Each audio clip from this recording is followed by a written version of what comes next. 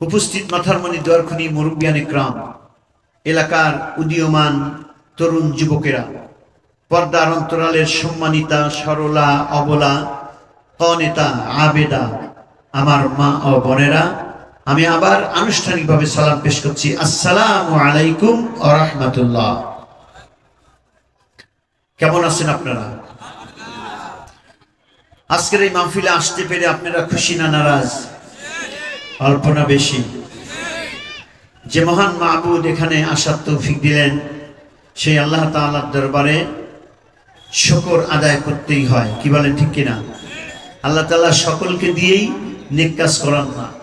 এই জন্য আমরা যারা আসতে পেরেছি এবং আসছি, আল্লাহ তাআলা শুকর আদায় করছি যে তিনি আমাদেরকে দিয়ে কিছু সময়ের জন্য হলেও এই নেক মজলিস, যেখানে চতুর্দিক থেকে ফেরেশতারা আপনার দাঁড়িয়ে আছেন এবং তারা প্রথম আসমান পর্যন্ত উঠে যাবেন, এটা হাদিসের কথা।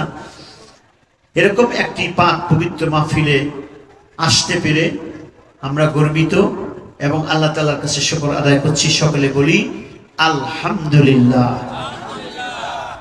সুবহানাল্লাহ, আল্লাহু আকবার। আজকে আমরা কথা আলোচনা করব কি দিয়ে বলেন তো? কি দিয়ে? পবিত্র কোরআন দিয়ে।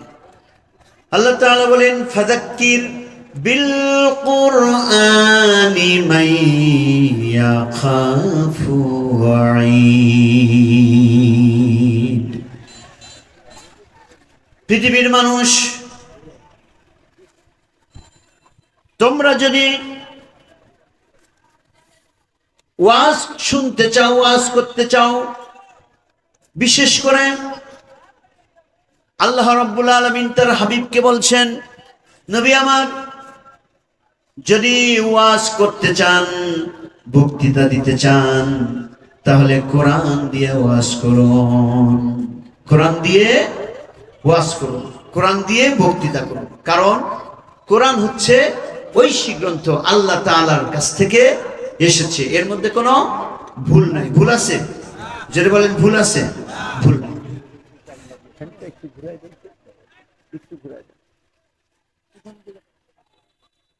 এর মধ্যে কোনো ভুল নাই।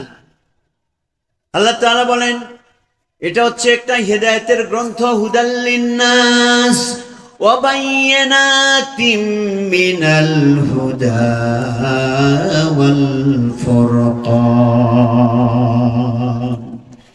এটা হচ্ছে মানুষের জন্য হেদায়েতের গ্রন্থ, আর সত্য এবং পার্থক্য সৃষ্টিকারী হচ্ছে এই কিতাব। কে ভালো, কে মন্দ, কে রং, কে রাই, কে হক, কে না হক, কে সত্য, কে মিথ্যা, কোন পথ ভালো, কোন পথ খারাপ, এটা বলে দেওয়ার দায়িত্ব আল কোরআনের। জোরে বলেন কার? আল কোরআনের। তো আমরা সেই পবিত্র কোরআনুল কারীম থেকে কথা শুনবো। আপনারা তো রাজি আছেন আশা করি। এবং কোরআনের কথা আমরা শুনবো এই কারণে, যেহেতু কোরআন নিয়েই আমরা জান্নাতে যাব। কোরআন ছাড়া কেউ জান্নাতে যেতে পারবে না। পারবে? আপনাদের কি বিশ্বাস হয় জান্নাতে যাওয়া সম্ভব? কোরআন ছাড়া জান্নাতে যাওয়া সম্ভব না। ইন্নাকুম লা তারজিউনা ইলাল্লাহি বিশাইইন আফদালুন মিম্মা খারাজা মিনহু ইয়ানিল কুরআন। আল্লাহর নবী হাদিসে ফরমান, আল্লাহর কাছে ফিরে যেতে হলে তোমাদের কাছে আল্লাহর কাছ থেকে যা এসেছে, অর্থাৎ আল কোরআন এসেছে, তা নিয়েই আল্লাহর কাছে ফেরত যেতে হবে। এর চেয়ে উত্তম আর কোনো কিছু নাই। কারণ কোরআনকে সাথে নিয়েই যেতে হবে। কবরে যখন যাব আমরা, তারাও কোরআনের পক্ষে যারা থাকবে না, কোরআনকে যারা পাঠ করে নাই, কোরআনকে যারা মানে নাই, কোরআনকে যারা বিশ্বাস করে নাই, কোরআনের পথকে যারা নিজের জীবনের উপরে প্রায়োরিটি দেয় নাই, তাদের জন্য ভালো সংবাদ না খারাপ সংবাদ কবরে? জোরে বলেন, খারাপ সংবাদ।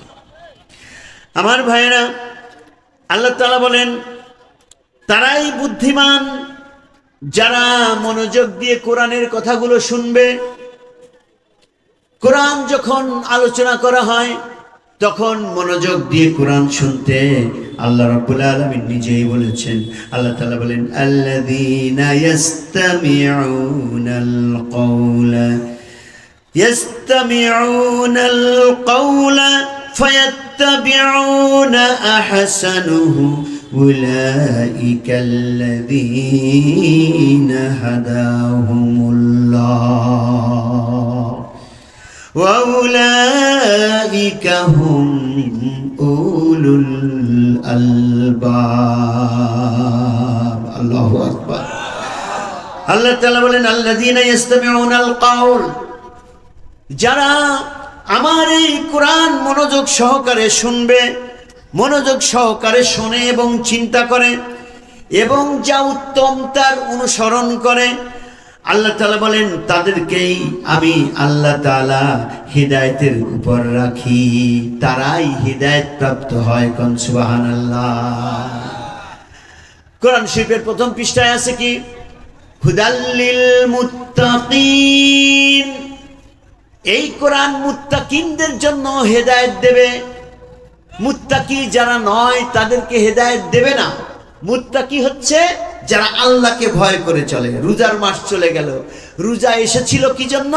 লাআল্লাকুম তাত্তাকুন। মুত্তাকি তৈরি করার জন্য রোজাকে ফরজ করা হয়েছিল। আমার ভাইরা, রোজার মধ্যে যেমন এক গিলাস পানি পান করি নাই, কার ভয়ে? জোরে বলেন, কার ভয়ে? এক গিলাস পানি পান করি নাই, হোটেলে বসে খাই নাই, ভয় একটাই, আল্লাহর ভয়। আল্লাহ তাআলাও চাইলেন এই 30 দিন রমজানুল মুবারক পালন করার মধ্যে তোমার রোজা নিয়ে যে ভয় সৃষ্টি হয়েছে আমার ব্যাপারে, রোজা চলে যাবে, অবশিষ্ট 11টি মাস তুমি যে তোমার জীবন চলাবে, প্রত্যেকটা পদক্ষেপে আমাকে ভয় করে চলো, এজন্যই রমজানের রোজাকে ফরজ করা হয়েছে। কোন সুবহানাল্লাহ। আল্লাহ রাব্বুল আলামিন বলেন, যারা কোরআন মনোযোগ দিয়ে শুনবে তাদেরকে আমি রব্বুল আলামিন হিদায়াতের উপর রাখবো, সুপথ দেখাবো। আর প্রকৃত পক্ষে বুদ্ধিমান কারা তা কি জানো? আল্লাহ তাআলা বলছেন, ওরাই তো প্রকৃত বুদ্ধিমান। উলুল আলবাব, ওরাই হচ্ছে প্রকৃত বুদ্ধিমান যারা কোরআনের কথা শোনার পর আমল করার চেষ্টা করে, আমল করে। বলুন সুবহানাল্লাহ। তাহলে আমরা ইনশাআল্লাহ পবিত্র কোরআন থেকে আলোচনা শুরু করব। আমি দুইটি আয়াত পড়েছি সূরাতুল কাহাফ থেকে। আল্লাহ তাআলা বলছেন, কুল হাল নুনাব্বিউকুম বিল আখসারিনা আমালা। অর্থাৎ হে রাসূল, আপনি কি জানেন যে কর্মের দিক থেকে ক্ষতিগ্রস্ত কারা? কাজ করেছে অনেক কিন্তু লাভ হয় নাই। অনেক মানুষ আছে সারাদিন পরিশ্রম করে, রাত্রে টাকা গুনে দেখে লস। সারা বছর দোকানদারি করলো, মেয়ের বাড়ি যায় নাই, জামাই বাড়ি যায় নাই, ভাইয়ের বাড়ি যায় নাই, মানুষ মরে গেলে জানাজাও দেয় নাই। এমন অনেক দোকানদার আছে না, জীবনেও জানাজায় যায় না। কি আছে? আপনার দিদি আছে? জানাজায় যায় না। কি সমস্যা? না, দোকান বন্ধ করে তো যাওয়া যাবে না। এমন কি চাচাতো ভাই মরে যায় তাও যায় না, এরকমও আছে। আপনার দিদিকে না থাকতে পারে, আছে। সারা বছর দোকানদারি, বছর শেষে হাল খাতা, হিসাব করে দেখলো 3,45,900 টাকা লস। আপনি বলেন তো ওই ব্যক্তি লাভবান না লসে আছে? কোনটা? লস। আল্লাহ রাব্বুল আলামিন বলেন, কুল হাল নুনাব্বিউকুম বিল আখসারিনা আমালা। হে আমার নবী, নিজেদের কর্মের ব্যাপারে ক্ষতিগ্রস্ত কারা আমি কি বলবো? তারা হচ্ছে ওরা আল্লাযীনা দাল্লা সা'য়ুহুম ফিল হায়াতিদ দুনিয়া ওয়া হুম ইয়াহসাবুনা আন্নাহুম ইউহসিনুনা صنعا রব্বুল আলামিন বলেন, যারা দুনিয়ার জীবনে সমস্ত প্রচেষ্টা এবং কর্মসূচি যা কিছু গ্রহণ করে আল্লাহ এবং আল্লাহ রাসূলের সঠিক পথে করে না, অর্থাৎ আল্লাহ যেটা বলে নাই, রাসূল সাল্লাল্লাহু আলাইহি ওয়াসাল্লাম যেটা করে নাই সেই কাজ তারা করে, করার পরে মনে করে যে আমরা অনেক করে ফেলেছি। আছে না এরকম? তারা কি আনন্দিত হয়? নামাজ নাই, রোজা নাই, আল্লাহ নাই, পরকাল নাই, ইসলাম নাই, ইসলামী আন্দোলন নাই, কোরআনের শাসন নাই, কোরআনের শাসন চাওয়াও নাই, কোরআন প্রতিষ্ঠার কোনো চিন্তাও নাই, এমন কি আপনার নেক কাজ বলতে কিছু নাই। হঠাৎ করে বছরে একদিন মাজারে চলে যায়, মাজারে যায় একটা গরু নিয়ে কিংবা কিছু টাকা নিয়ে, অথবা এক ট্রাক আলু নিয়ে গেল, মাজার থেকে ঘুরে এসে বলল জান্নাতে যদি কেউ যায় আমিই যাব। আছে না এরকম? আছে না?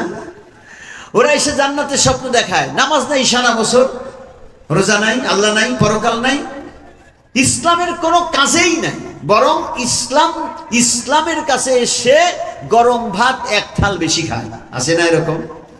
ইসলামের নাম শুনলে তার অস্থির, ইসলামের পক্ষে কাজ করবে না, কথাও শুনবে না, ভালো লাগে না তার ইসলামী কথা, ইসলামী বক্তৃতা, তাফসির মাহফিল, এত তাফসির দিয়ে লাভ কি, এ কথা বলে।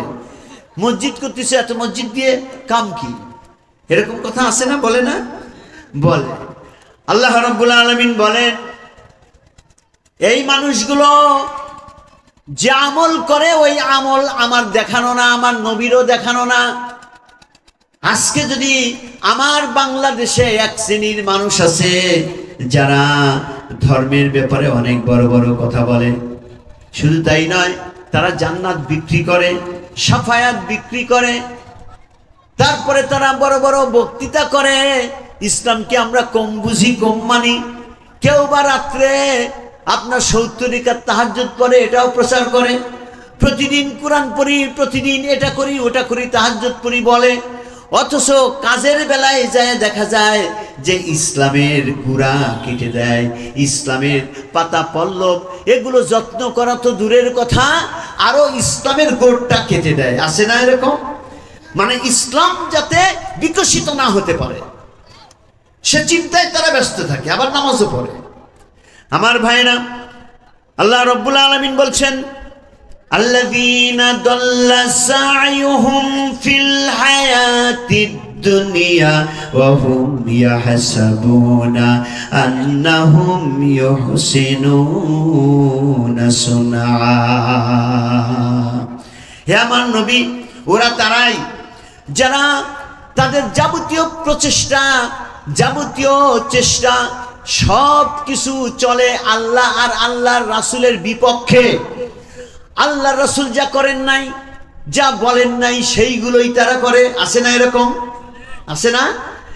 শুধু নামাজ পড়ে এক শ্রেণীর মানুষ জান্নাতে যেতে চায়, অথচ এই মানুষগুলো এমন আছে নামাজের মধ্যে সূরা ফাতিহা পড়ে, নামাজের মধ্যে ওয়ালা নাশকুরুকা ওয়ালা নাকফুরুকা, ও আল্লাহ তোমার সাথে শিরক করব না, তোমার সাথে কুফরি করব না, এটাও বলে।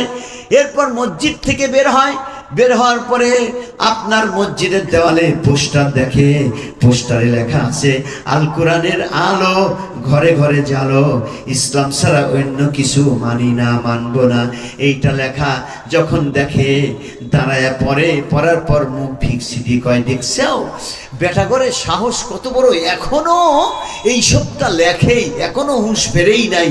আসলে ওদের যে কি করা উচিত, তার মানে এই লেখাটাই তার সহ্য হয় না। আছে না এরকম? ও কিন্তু নামাজ পড়ে বেরোলো, নামাজ পড়লো কার জন্য? আল্লাহর জন্য। কথা বলেন, নামাজ পড়লো কার জন্য? আল্লাহর জন্য। নামাজ পড়লো জান্নাতের জন্য। আর ওখানেও লেখা আছে আল কোরআনের আলো ঘরে ঘরে জ্বালো, ইসলাম ছাড়া অন্য কিছু মানি না, মানবো না। কথাটা খারাপ না ভালো? জোরে কওয়া লাগবে। তে ভালো, তে টুপি মাথায় দিয়ে নামাজ পড়ে মসজিদের সভাপতি হয়ে, মসজিদের সেক্রেটারি হয়ে, মাদ্রাসার কমিটির সদস্য হয়ে এর বিরোধিতা করে কেমনে? কি বলে? কোন জ্ঞানে? এর বিরোধিতা করবে তারা যারা কোনোদিন নামাজ পড়ে না, এর বিরোধিতা করবে তারা যাদের ঘরে কোরআন নাই, যারা কোরআন বিশ্বাস করে না। কি বলেন ঠিক কিনা? কিন্তু না, বহাল তবিয়তে তারা আছে, একদিকে নামাজি হাজী সাহেব দাড়ি এইরকম, আর অন্যদিকে ইসলামের মূল বিরোধিতা। আপনারা রাসূলুল্লাহর ইতিহাস পড়েন নাই? আর যদি রাসূলুল্লাহর ইতিহাস না পড়ে থাকেন, কেন পড়েন নাই? বিশ্বনবীর ইতিহাস যে মুসলমান পড়ে না, ও মুসলমান তো পুরা ইসলামই জানে না। কি বলেন? আপনি বড় বড় উপন্যাস পড়তে পারেন, আপনার ঘরে অনেক কিছু আছে, ইসলামী আপনার বইপত্র নাই, রাসূল সাল্লাল্লাহু আলাইহি সাল্লামের জীবনী নেই, রবিউল আউয়াল মাস আসলে সেই মিলাদ মাহফিল। এক রবিউলে এ নিয়ত করতে পারেন না যে আগামী রবিউল মাস আসার আগ পর্যন্ত আমি রাসূলুল্লাহর একটা জীবনী শেষ করব। সরওয়ারে আলম আছে, সিরাত ইবনে হিসাম আছে, তারপর আপনার বিভিন্ন আপনার রাসূল সাল্লাল্লাহু আলাইহি সাল্লামের জীবনী আছে। এই একটি জীবনী আপনি পড়ে দেখেন তো, আমরা যা করছি, আমরা যে ইসলাম মানছি আর রাসূলুল্লাহর ইসলাম কি এক? কি পাওয়া যাবে? এক পাওয়া যাবে? এক না। আমার ভাইরা, এই জন্য আমি বলছি, আল্লাহ রাব্বুল আলামিন বলছেন, নবী আমার, আমি আল্লাহ যা পছন্দ করি, যে পথের নির্দেশ দিয়েছি, আমার নবী যে কাজ করে দেখায়া গেলেন, তার কোনো আদর্শ তাদের মধ্যে নাই। কাজ করে সব উল্টা উল্টা কাজ করে, জান্নাতে যেতে চায়, উল্টা কাজ করে মানুষের মধ্যে গিয়ে আপনার নিজের আত্মপ্রতিষ্ঠা করার চেষ্টা করে, আত্মগর্ব করে, আমি এটা করলাম, আমি ওটা করলাম। আমার বাপ মসজিদে 13% জায়গা দিয়েছে, হুজুর জানেন? আমার ভাই মসজিদের সেক্রেটারি, আমার চাচা গুরুস্থানের সভাপতি। তো হলোটা কি? কি কি হলো বলেন তো? আল্লাহ কি এইগুলো দেখবে যে কে কোনটা কি? আল্লাহ তো দেখবে আমল। হযরত ফাতেমা রাদিয়াল্লাহু তাআলা আনহাকে কবরে শোয়ার সময় আপনি এই ঘটনা জানেন না? আমার ভাইরা, হযরতে ওসমান ইবনে হাজেম একবার রাসূল সাল্লাল্লাহু আলাইহি ওয়াসাল্লামের কাছে প্রশ্ন করেছিলেন যে আসলে ক্ষুধাভীতি অবলম্বন করতে হবে, আল্লাহর পথে চলতে হবে, এর মানদণ্ড কি? এর কোন মানে গেলে এটা পাওয়া যাবে, এটা আমরা অর্জন করতে পারবো? তখন বলা হয়েছিল, আলাইকা বিত্তাকওয়াল্লাহি ওয়াল ইস্তিকামাতি ইত্তাবিউ ওয়ালা তাবতাগি। আপনার রাসূল সাল্লাল্লাহু আলাইহি সাল্লাম তখন জবাব দিয়েছিলেন, ক্ষুধাভীতি এবং ইস্তিকামাত অবলম্বন করা, যার পন্থা হলো ধর্মীয় ব্যাপারে শরীয়তের অনুশাসন হুবহুব মেনে চলা, নিজের পক্ষ থেকে শরীয়তের হ্রাস বৃদ্ধি না করা, নিজের পক্ষ থেকে ইসলামে কোনো কিছু ঢুকানো যাবে না, নিজের পক্ষ থেকে ইসলামে কোনো কিছু বাড়ানো যাবে না। কোরআনে জানায় ইসলামও সেটা পছন্দ করে না। আপনি যত ভালো কাজই করেন। আমার একবার এক বন্ধু ছিল মদিনা শরীফে, তো আমরা বসে গল্প করছি রোজার দিন, তারাবির পূর্বে। তো আমাকে বলছে, ইয়া শেখ ইনতা করা আল্লাহুম্মা আজিনি মিনান নার, আপনি কি আল্লাহুম্মা আজিনি মিনান নার পড়েন? প্রসঙ্গত বলা যায় যে রাসূল সাল্লাল্লাহু আলাইহি ওয়াসাল্লাম বলেছেন যে কোনো ব্যক্তি যদি ফজরের পরে আর ইশা মাগরিবের পরে আল্লাহুম্মা আজিনি মিনান নার 7 বার করে পড়ে, তাহলে আল্লাহ রাসূল বলছেন ও ব্যক্তি যদি ঈমানদার হয়, যদি নামাজি হয়, যদি সে পরহেজগার হয়, তাহলে এই আল্লাহুম্মা আজিনি মিনান নারের ফজিলতের কারণে মৃত্যুর পরে তার শরীরে জাহান্নামের আগুন লাগবে না। সুবহানাল্লাহ। আমলটা কি খারাপ না ভালো? জাহান্নামের আগুন গায়ে লাগবে না। আল্লাহুম্মা আজিনি মিনান নার কয়বার? 7 বার, কোন ওক্তে ফজর এবং মাগরিব। আমার ভাইরা, তখন আমি বললাম, আইয়ো নাম আনা করা। আমাকে বলছে, আমি বললাম হ্যাঁ আমি পড়ি। আমাকে বলছে কাম্মাররা কালাম, কতবার পড়েন? আমি বললাম মাররা কাতির, আমি অনেকবার পড়ি, কারণ আমার অনেকবার পড়তে ভালো লাগে। আল্লাহুম্মা আজিনি মিনান নার, হে আল্লাহ জাহান্নামের আগুন থেকে আমাকে বাঁচাও। অনেকবার পড়ি, পড়তে ভালো লাগে। আমাকে বলছে আল্লাহি লা ইসলাহ মাফি ফাজিলা, এটা ঠিকও না, এর কোনো ফজিলত পাবেন না। তো আমি বললাম এস মুশকিলা, গলতানেশ, সমস্যা কি? প্রবলেম কি? তা আমাকে বলছে ইনতা মাফি মালুম কাম্মারা কালাম রাসূল মকবুল সাল্লাল্লাহু আলাইহি সাল্লাম। আপনি জানেন না আল্লাহর রাসূল কতবার পড়তে বলেছেন? তাই বললাম আইয়ো নাম সাবা মাররা। তা আমাকে বলছে ইনতা মুক্কাতির। আমি বললাম হ্যাঁ জানি 7 বার পড়তে বলেছেন। তা আমাকে বলছে ইনতা মুক্কাতির, আপনার বুদ্ধি কি বেশি? গুল রাসূল মকবুল সাল্লাল্লাহু আলাইহি সাল্লাম করা সাবা মাররা লেকিন ইনতা করা কাতিলেশ। আমাকে বলছে রাসূল সাল্লাল্লাহু আলাইহি ওয়াসাল্লাম বললেন 7 বার পড়ো, আর আপনি অনেকবার পড়েন কেন? আল্লাহে লা ইসলা মাফি ফাজিলা লা সিত্তা ওয়ালা তামানিয়া। আমাকে বলছে ওয়াল্লাহে আপনি ফজিলত পাবেন না, 6 বার পড়লেও পাবেন না, 8 বার পড়লেও পাবেন না, অবশ্য 7 বারই পড়তে হবে। এরপর আমার দিমাগ খুলে গেল, তাই তো রাসূল সাল্লাল্লাহু আলাইহি ওয়াসাল্লাম যা করেন নাই, যা বলেন নাই, তার মধ্যে কোনো সওয়াব, যেরকম সওয়াব নাই। আমাদের দেশে অনেক মসজিদে ফজরের নামাজের আগে ওঠেন তাড়াতাড়ি আসেন, এখন আজান হবে, ঘুম হইতে নামাজ উত্তম বলে না? এদিকে বলে না? না আলহামদুলিল্লাহ, যদি না বলে ভালো।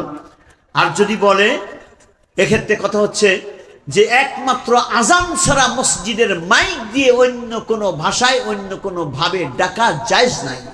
যদি জায়েজ থাকতো মক্কা মদিনাতে ডাকতো, কারণ ওখানে মুসাফিররা দূর সারা পৃথিবীর থেকে মুসাফির যায়, সারাদিন ক্লান্ত শরীর ঘুমায় যায়, তাহলে ওরা অনেক রাত্রির থেকে ওইরকম পেশাল পাইত।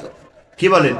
বাইতুল মুকাররমে নাই, মসজিদে আকসায় নাই, মসজিদে নববীতে নাই, জেলা শহরের মসজিদগুলোতে নাই, কিছু গ্রামের মসজিদ আছে মুয়াজ্জিন সাহেব ওইরকম করে ডাকে। এখন অনেকটা কমে গেছে, মাঝখানে একটু বাড়ছিল।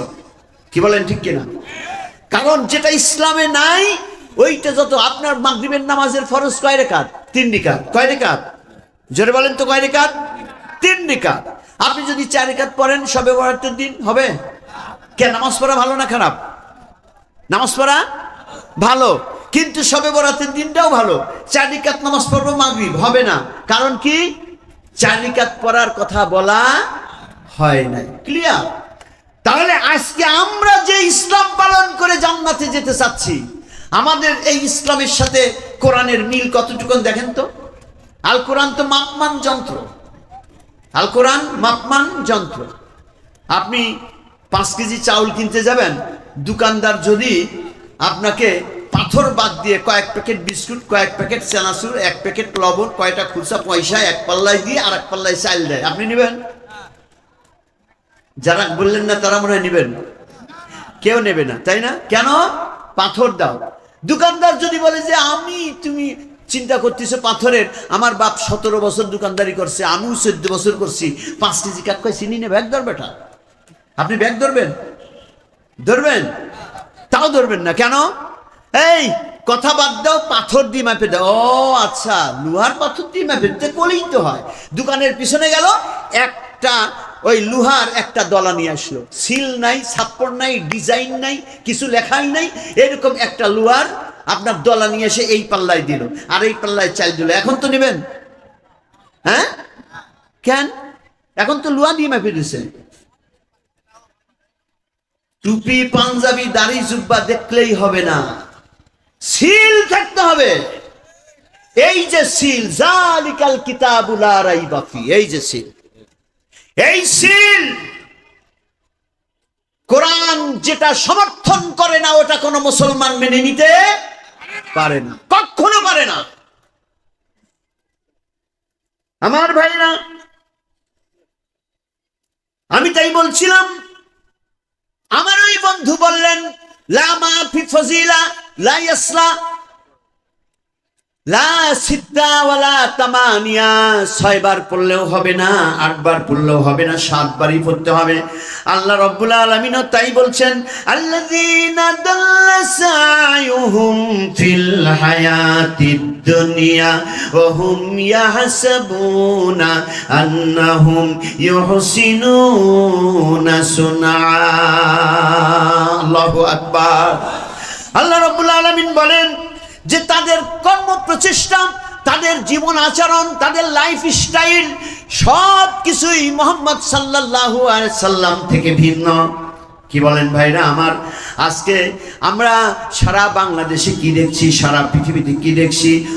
উপরে ইসলাম ঠিকই আছে, কিন্তু ভিতরে ইসলাম নাই, আমাদের কর্মে নাই, আমাদের কাজে নাই। কি বলেন, ঠিক কিনা? ইসলাম শুধু মুখ দিয়ে কই, কিছু কিছু সময়ে আসল সময়ে ইসলাম থাকে না। আসল সময় যখন ইসলাম দরকার, তখন ইসলামের ধারে কাছে আমরা নাই। চাঁপাইনবাবগঞ্জ তো না, কোথায় এটা, চান্দাইকোনা এক জালসায় গেছি তাফসীর মাহফিলে। তো ওখানে বদর যুদ্ধের ওয়াজ করছি।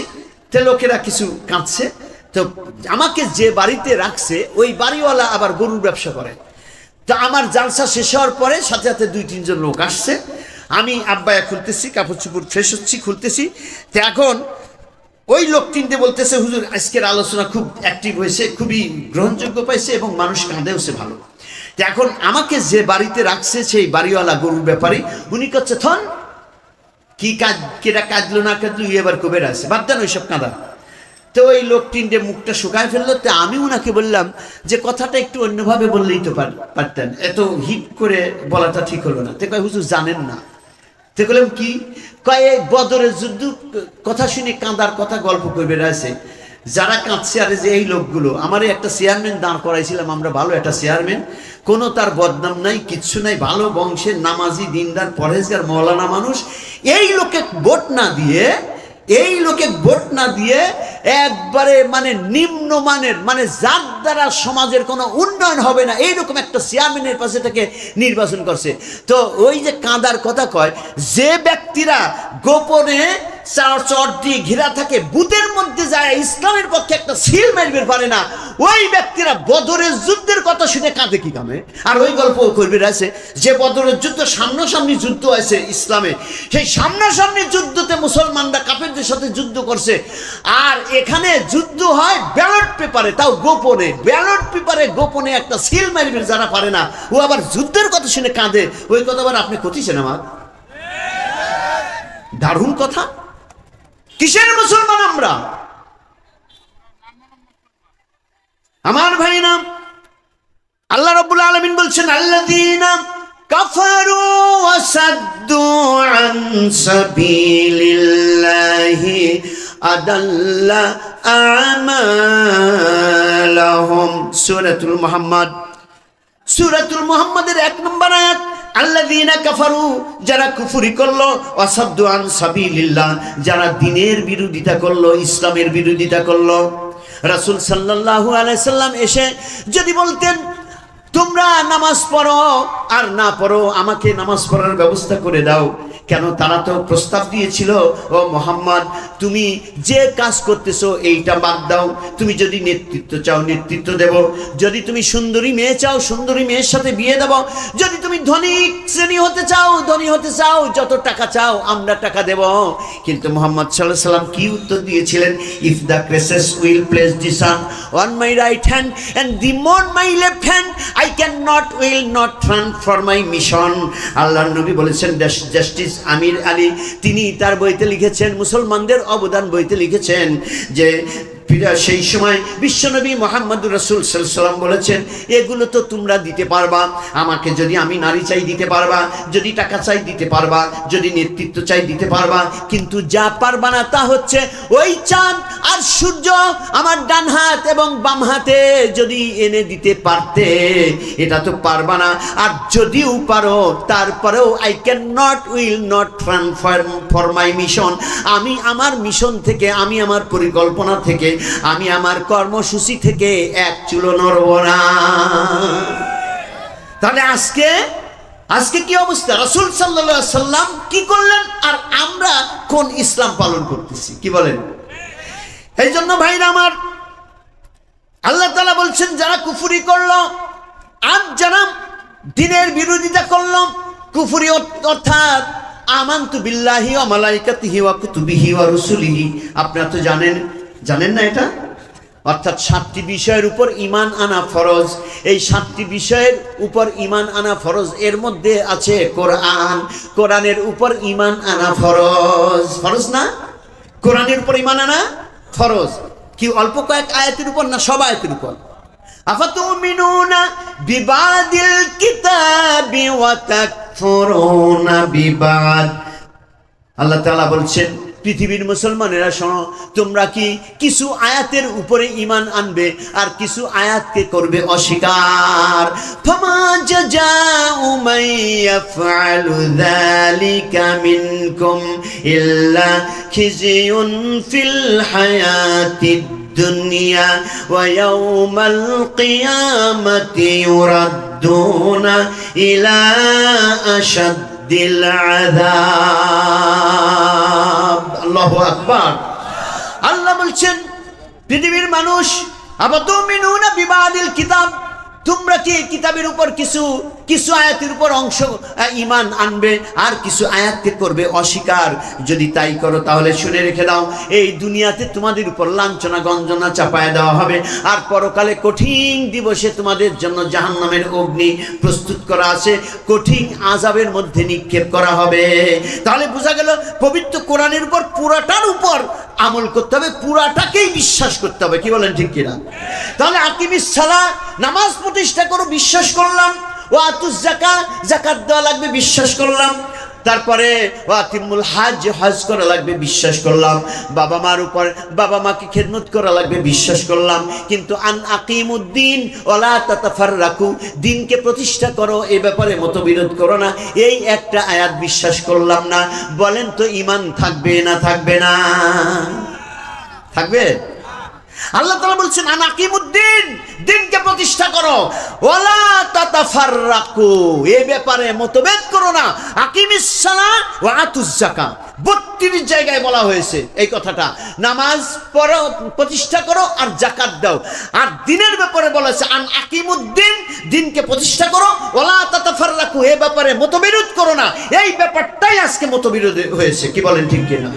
আর কোনো কিছু মতবিরোধ নাই, দোষ একটাই, এইটা। আমার ভাইরা, তাহলে আল্লাহ তাআলা বলছেন অসাদ্দু আন সাবিলিল্লাহ। আর 2 নম্বরে যারা ধর্মের বিরোধিতা করে, ধর্মকে যারা ভালোবাসে না, মুখ দিয়ে ভালোবাসে, দেখা যায় আপনার কিছু আনুষ্ঠানিকতা ছাড়া মূলত ধর্মের কাজ কোনো কিছুই করে না, বরং বিরোধিতা করে, ইসলামের বিরোধিতা করে, ইসলামী সিলেবাসের বিরোধিতা করে, ইসলামী বইপত্র সাহিত্যের বিরোধিতা করে। করে না? করে না? করে না? আল্লাহ তাআলা কি বললেন? আদাল্লা আমালাহুম, আল্লাহ তাআলা বলছেন যে তাদের আমলকে নিঃশেষ করে দেওয়া হবে। যারা আল্লাযিনা কাফারু, যারা কুফরি করলো কোরআনের সাথে, কুফরি করলো আল্লাহর সাথে, কুফরি করলো রাসূলের সাথে, কুফরি করলো তাকদীরের সাথে, এগুলো কুফরি করলো। আর অসাদ্দু আন সাবিলিল্লাহ, যারা আল্লাহর রাস্তায় বিরোধিতা করলো, আল্লাহর রাস্তার বিরোধিতা করলো, তাফসীর মাহফিল ঠেকাও, তারপরে আপনার ইসলামী শিক্ষা ঠেকাও, এরপর আপনার ইসলামী সাহিত্য ঠেকাও, ইসলামী যত কাজ আছে এগুলো তাদের ভালো লাগে না, অন্যটা ভালো লাগে। কি আছে না এরকম? এরকম আছে না? আছে। আল্লাহ তাআলা বলছেন আদাল্লা আমালাহুম, তাদের যাবতীয় আমল আমি নিঃশেষ করে দেব। তার মানে সে কোনো আমল, সে কোনো কিয়ামতের দিন সওয়াব দেখতে পাবে না। সম্মানিত ভাইরা আমার, আপনি যদি একটা কর্মচারী থাকে 25 বছরের, সে কর্মচারী ছাড়া আপনি কিছু বোঝেন না, ওর দ্বারা আপনি অনেক লাভবান হয়েছেন, কোটি কোটি টাকার মালিক হয়েছেন। যদি কেউ বাদ দিতে বলে তাও বাদ দেন না। কিন্তু দেখা গেল একদিন আপনার একটা ছেলে কিডন্যাপ হলো, কিডন্যাপের পরে কেস করলেন, কেস করার পরে তদন্তের রিপোর্টে দেখা গেল আপনার এই দোকানের কর্মচারী কিশোর গ্যাং লাগিয়ে দিয়ে আপনার ছেলেকে কিডন্যাপ করাইছে। এরপর কি দোকানে রাখবেন? দোকানে? 25 বছর, কিন্তু 25-30 বছর তাকে দিয়ে ব্যবসা করছেন, তাকে ভালোবাসছেন, সে যা চাইছে দিচ্ছেন, এবং তার দ্বারা আপনি বড়লোক হয়েছেন, তার দ্বারা আপনি আপনার ছেলেকে ডাক্তারি পড়িয়েছেন, সব কিছু করেছেন। কিন্তু ছেলেকে কিডন্যাপ একটা অন্যায় করেছে, যার জন্য আর তার চাকরি নাই। এমনকি আপনার দোকানের সামনে তো দূরের কথা, আপনার সামনেও সে কোনোদিন দাঁড়াতে পারবে না। কি বলেন, ঠিক কিনা? তাহলে আপনি সাধারণ এই পৃথিবীর একজন বাসিন্দা হয়ে যদি এই চিন্তা করতে পারেন, তাহলে আমার আল্লাহ এই মানুষ তৈরি করেছে।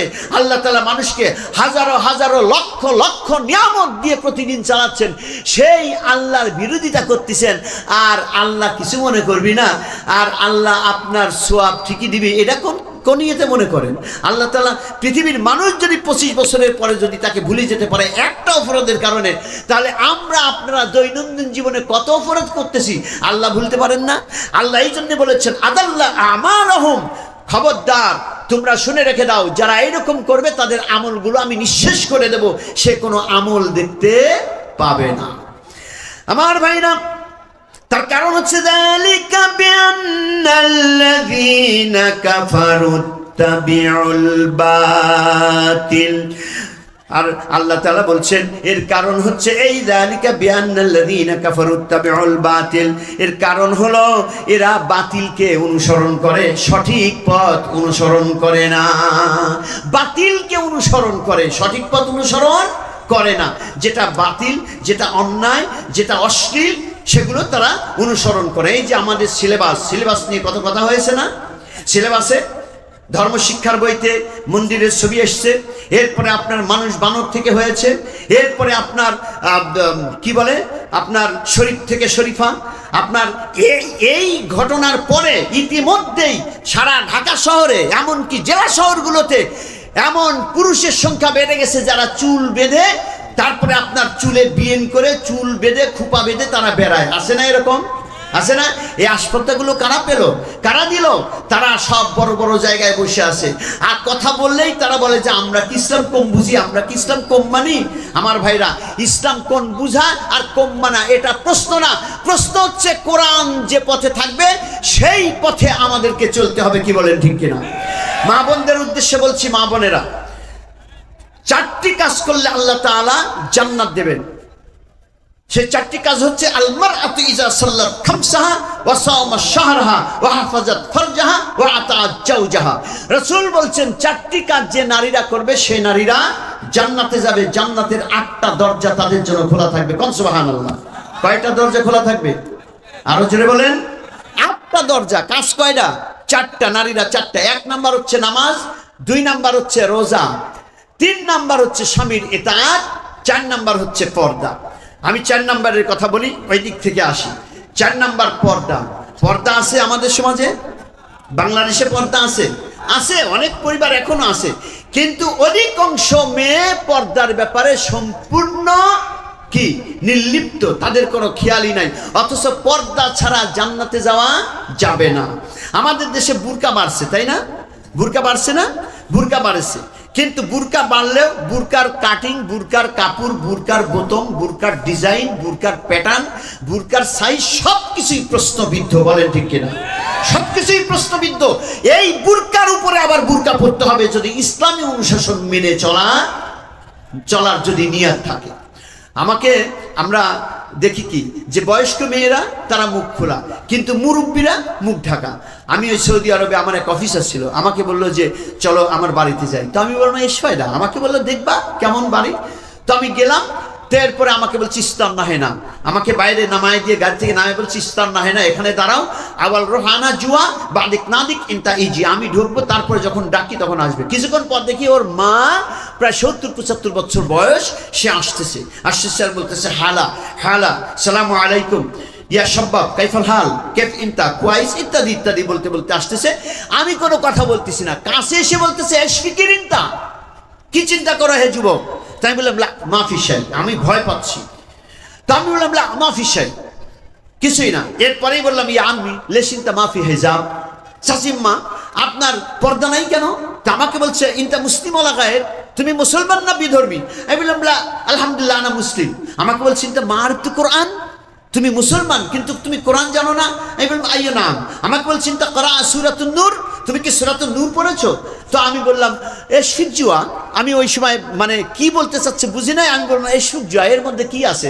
আমাকে বলছে যে আল্লাহ কালাম আইয়ো হুরমা হুয়া ওয়াক্তা জাওয়াজ রূহ হুয়া মা ইমসিকা হিজাব মা ফি মুশকিলা ইমকিন হাত্তা হিজাব ফি আহসান কিদা। অর্থাৎ উনি বলতেছে যে আল্লাহ তাআলা কোরআন শরীফে সূরা নূরে বলেছেন কোন নারীর যদি বিয়ের বয়স পার হয়ে যায় আর সে যদি বুরকা না পরে তাহলে তার কোনো গুনাহ নাই, যদি পরে তাহলে এটা তার জন্য বেটার, তার জন্য আহসান, তার জন্য ভালো।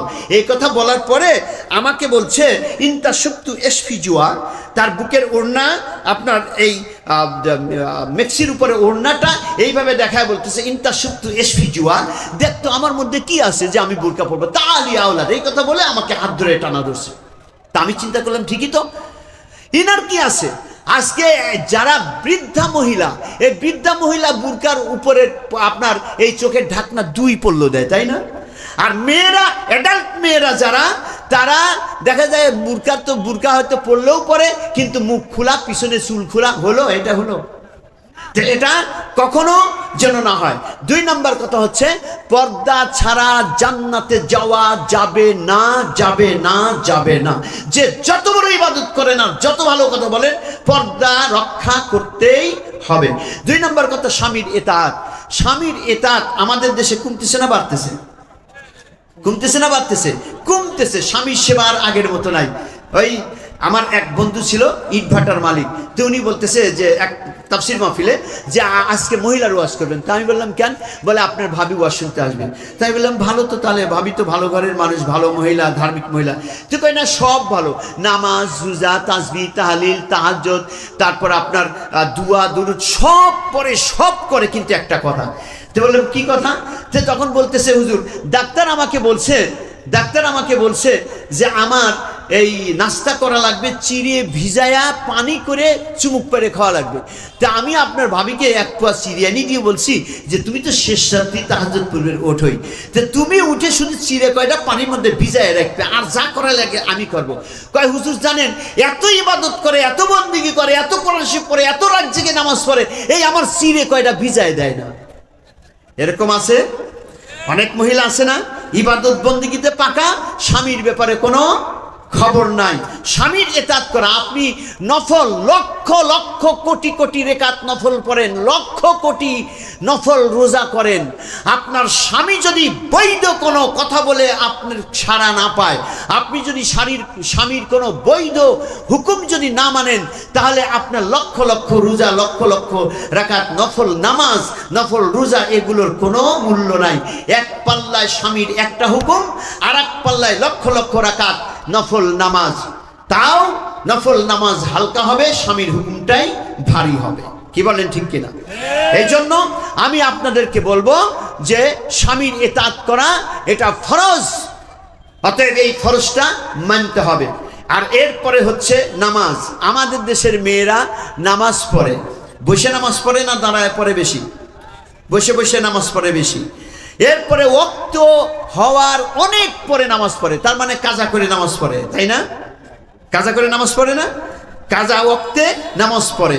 এরপরে নামাজের মধ্যে তার শরীর ঢাকা, তারপরে আপনার চুল বের হওয়া, এগুলো তো আছেই। এ সমস্ত করলে নামাজ ফাসেদ হয়ে যাবে, এগুলোর দিকে খেয়াল রাখতে হবে। সম্মানিত সুধী মণ্ডলী, পবিত্র কুরআনুল কারীমের যে আয়াত, সেই আয়াতের আলোকে একটি হাদিস আমি বলবো। রাসূল সাল্লাল্লাহু আলাইহি ওয়াসাল্লাম পবিত্র কোরআনকে সামনে নিয়েই জীবন চালাতে বলেছেন। আন মুআজ ইবনে জাবাল রাদিয়াল্লাহু তাআলা আনহু আন ক্বাল আলা ইন্না রিহাল ইসলাম দাইরাতুন ফাদুরু মা কিতাবাল্লাহ। আল্লাহ রাসূল বলছেন, ইসলামের চাকা সর্বদা ঘুরতে থাকবে, তোমরাও আল্লাহর রাস্তায় আল্লাহর কিতাব নিয়ে ঘুরতে থাকো। ইসলামের চাকাও ঘুরবে, তোমরাও কোরআন নিয়ে ঘুরতে থাকো। জেনে রেখো, অচিরেই কোরআন এবং শাসন ক্ষমতা বিচ্ছিন্ন হয়ে যাবে। কোরআন আর শাসন ক্ষমতা বিচ্ছিন্ন হবে। এক সময় কোরআন আর শাসন ক্ষমতা এক জায়গায় ছিল না? হযরত ওমর এক হাতে কোরআন ছিল, আর এক হাতে কি ছিল? শাসন ছিল। আর এখন যাদের হাতে কোরআন আছে তাদের কাছে শাসন নাই, যাদের কাছে শাসন আছে তাদের কাছে কোরআন নাই। কি বলেন, ঠিক কিনা? রাসূল সাল্লাল্লাহু আলাইহি ওয়াসাল্লাম বলছেন, অচিরেই এমন সময় আসবে যখন কোরআন এবং শাসন ক্ষমতা বিচ্ছিন্ন হয়ে পড়বে। সাবধান, তোমরা কোরআন থেকে বিচ্ছিন্ন হয়ে যেও না। কোরআন থেকে বিচ্ছিন্ন হয়েও না। ভাইরা আমার, আজকে শাসন ক্ষমতা আর কোরআন এত দূরত্ব হয়ে গেছে যে দূরত্বের কারণে কোনো আপনার সুন্দর ফলাফল আমরা পাচ্ছি না। দেখুন, লক্ষ্য করে আপনি যদি বাইরে যান, আপনি যদি একটা রাত্রেবেলা বাইরে গেলেন, আপনার হাতে একটা লাঠি আছে, হঠাৎ করে একটা গাছের মধ্যে সাপ ফোঁস করে উঠলো, আপনি লাইটটা দেখলেন, লাইট দিয়ে দেখলেন যে সাপ ফোঁস মারছে, ফনা ধরে আছে। আপনি সাপটা মারবেন তো লাঠি নাই কাছে, লাঠি আনতে আনতে সাপ চলে গেছে। তাহলে কি হলো? লাইট দিয়ে দেখলেন সাপ আছে, কিন্তু লাঠি নাই, মারতে পারলেন না। পরের দিন চিন্তা করলেন যে আজকে লাঠি নিয়ে বাড়াবো, কিন্তু লাইট নেন নাই। পরের দিন আপনি লাঠি নিয়ে বাড়ালেন, ওই ঝোড়ের কাছে আসলেন, সাপ ফস করছে ঠিকই, কিন্তু আপনি দেখতেছেন না, মারবেন কোথায়? মারলে রং লাগলেই সাপ এসে পায়ে কামড় দেবে, ওই জন্য আপনি মারতে পারলেন না। পরের দিন চিন্তা করলেন আজকে লাঠিও নেব, আজকে আলোও নেব, লাইটও নেব। পরের দিন লাইটও নিলেন, আপনি লাঠিও নিলেন। এইবার বলেন তো আপনি সাপ মারতে পারবেন না? পারবেন না? পারবেন না। কারণ যখন আপনি লাইট দিয়ে দেখবেন যে ওই যে সাপ ফানা করে আছে, তখন আপনি লাঠি দিয়ে জোত মতো বাড়ি মারলে আপনার কি হবে? সাপ মারা যাবে। ভাইরা আমার, শাসন ক্ষমতা আর কোরআন এইরকমই একটা কিছু। আপনি কোরআন যাদের হাতে, আজকে যাদের হাতে শাসন ক্ষমতা আছে, তাদের কাছে যদি কোরআন থাকতো, তাহলে ওই দেখতো বড় বড় চেয়ারে কোন রাঘব বোয়াল, তারপরে কোন চিতাবাঘ, কোন বাঘ, কোন সিংহ, কোন পেঁচা বসে আছে, সব বড় বড় চেয়ারে দখল করে আছে। লক্ষ লক্ষ কোটি কোটি টাকা বিদেশে পাচার করে বেগম পাড়ায় বাড়ি করতেছে, মানুষের সম্পদ আত্মসাৎ করে বড় বড় রাজপ্রাসাদ করতেছে। এদিক ধনীদের, আপনার গরিবদের অর্থের অভাবে তারা ভাত পাচ্ছে না, চিকিৎসা পাচ্ছে না। এই চেয়ারগুলোতে যে সমস্ত বড় বড় সাপ, বিচ্ছু, সিংহ, বাঘ, তারপরে আপনার নেকড়ে বসে আছে, যাদের হাতে শাসন আছে, তাদের কাছে যদি কোরআন থাকতো, তাহলে কোরআনের আলো দিয়ে দেখতো আর শাসনের লাঠি দিয়ে তাদেরকে পিটাতো। কি বলেন, ঠিক কিনা? আজকে তো তা নাই। আজকে মৌলানাদের হাতে আছে কোরআন, কিন্তু কোরআন থাকলে কি হবে? আমরা দেখতেছি ওই যে একটা চিতাবাঘ ওই বড় চেয়ারে, ওই যে অমুক জায়গায় এক বড় চেয়ারে বসে আছে আর একটা নেকড়ে বাঘ, ওই যে একটা কুকুর বসে আছে, ওই যে একটা সিগাল বসে আছে, ওই যে একটা চিল বসে আছে, ওই যে একটা মরণ প্রাণী বসে আছে। আমরা দেখতেছি, দেখে লাভ কি? আমাদের হাতে তো লাঠি নাই। কি বলেন? লাঠি নাই, আমরা কিছুই করতে পারবো না। আর যাদের হাতে লাঠি আছে তারা কোরআনের কাছেও নাই, ধারে কাছেও নাই। কি বলেন, ঠিক কিনা? বিশ্বনবী রাসূল সাল্লাল্লাহু আলাইহি ওয়াসাল্লাম বলছেন, আলা আন্নাহু সায়াকুনু উমারাউকুম ইয়াকদুলাকুম, মনে রেখো, ভবিষ্যতে এমন সব লোক তোমাদের নেতা হয়ে শাসন ক্ষমতায় বসবে, যারা তোমাদের ব্যাপারে চূড়ান্ত সিদ্ধান্ত নেবে। খুব অচিরে এমন এমন একটি শাসন ক্ষমতা তোমাদের কাছে জেকে বসবে, যারা নাকি চূড়ান্ত সিদ্ধান্ত নেবে। যদি তখন তোমরা তাদেরকে মানো, ফাইন আতাতুমুহুম ইয়াদুল্লুকুম, যদি তোমরা তাদেরকে মানো, তাহলে তোমাদেরকে তারা পথভ্রষ্ট করে দেবে, ঈমান হারা করে দেবে। আর যদি ওয়াইন আসাইতুমুহুম কাতালুকুম, আর যদি তোমরা তাদের বিরোধিতা করো, যদি তোমরা তাদেরকে না মানো, তাহলে তোমাদেরকে তারা হত্যা করবে। কি বলেন, ঠিক কিনা? এই ঘটনা এই সময় আসতে আসতে আরো 50 বছর দেরি আছে। কি 50 বছর দেরি আছে? হ্যাঁ, কয়েক বছর আগের থেকেই শুরু হয়ে গেছে। কি বলেন? অতএব আল্লাহ রাব্বুল আলামিনের হাবিবের এই হাদিসটা মনে রাখতে হবে যে কোরআন নিয়েই আমাদেরকে চলতে হবে, কোরআনের ব্যাপারে আমাদের কোনো ছাড় নাই। যারা বলেন ঠিক কিনা? অতএব প্রত্যেকটা জায়গায় তাফসীর মাহফিল করতে হবে। জুমার মসজিদগুলোতে খতিব সাহেবেরা কোরআন দিয়ে কথা বলবেন, কোরআন দিয়ে আলোচনা করেন, দেখবেন তার এফেক্ট পাবেন। কোরআনের আলোচনা শুনতে শুনতে আপনার মুসল্লিরা আলহামদুলিল্লাহ কোরআন সম্পর্কে একটা ভালো নলেজ হয়ে যাবে।